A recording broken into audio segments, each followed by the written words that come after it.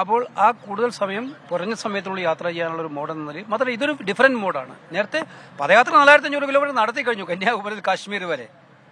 ഇന്ത്യയിൽ ഇത്രയും വലിയൊരു യാത്ര ആര് നടത്തിയിട്ടുണ്ട്? അപ്പോൾ ആ യാത്ര ഞങ്ങൾ നടത്തി കഴിഞ്ഞു. ഇത് വേറൊരു മോഡലിലെ യാത്രയാണ്. അല്ല, തിരഞ്ഞെടുപ്പിന്റെ പ്രഖ്യാപനം ഉണ്ടാകുമ്പോൾ അതുമായി ബന്ധപ്പെട്ടുള്ള കാര്യങ്ങളെല്ലാം യാത്രയുമായി ഇപ്പം അതിനുള്ള സിസ്റ്റം ഉണ്ടല്ലോ രാജ്യത്ത്. നമ്മുടെ രാജ്യത്ത് ടെലികമ്മ്യൂണിക്കേഷൻ സിസ്റ്റങ്ങളൊക്കെ ഉള്ളത്. എല്ലാ ദിവസവും രാത്രി ബന്ധപ്പെടാം, ചർച്ച ചെയ്യാം, അങ്ങോട്ടും ഇങ്ങോട്ടും യാത്രയുടെ ഇടവേളകളുണ്ട്. യാത്രയുടെ അതാ പറഞ്ഞത്, സ്ഥാനാർത്ഥി ഇടക്കുള്ള യാത്രയുടെ ഇടവേളകൾ ഉണ്ടാവും. ഇപ്പം ഇടയ്ക്കൊരു ഗ്യാപ്പ് ഉണ്ടാവും, ഒരു ദിവസത്തെ അവധി ഉണ്ടാവും. അതൊക്കെ ഞങ്ങൾ പ്ലാൻ ചെയ്യും, കൃത്യമായിട്ട് പ്ലാൻ ചെയ്യും. അതെ, തീർച്ചയായിട്ടും ഞങ്ങൾ ഇതുമായി ബന്ധപ്പെട്ട് സഹകരിക്കാവുന്ന മുഴുവൻ ഭാരത് ജോഡോ യാത്രയുടെ സെയിം മോഡലാണ്. ഇതുമായി സഹകരിക്കാവുന്ന എല്ലാവരെയും സഹകരിപ്പിച്ച് മുന്നോട്ട് പോകാനാണ് ഞങ്ങൾ ആഗ്രഹിക്കുന്നത്.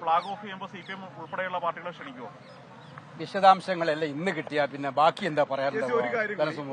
സംസ്ഥാനങ്ങളിലെ യോഗം ഇപ്പൊ നടക്കുകയാണല്ലോ. ഡൽഹി, പഞ്ചാബ്, ബംഗാൾ തുടങ്ങിയിട്ടുള്ള സംസ്ഥാനങ്ങളിലെ സംസ്ഥാന നേതൃത്വം എന്താണ് പറഞ്ഞത്? ഒരു ധാരണ സംസ്ഥാനങ്ങളിലെ യോഗം കഴിഞ്ഞു.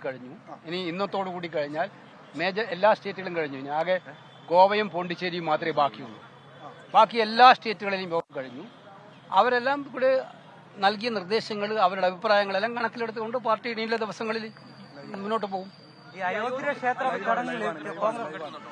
അതൊക്കെ ഞങ്ങൾ കഴിഞ്ഞ ദിവസം ചോദ്യം വന്നപ്പോൾ പറഞ്ഞതല്ലോ ഒരു ഉത്തരം. അക്കാര്യത്തിൽ ഞങ്ങൾക്ക് യഥാസമയം അതിന് കൃത്യമായിട്ടുള്ള മറുപടി കിട്ടും.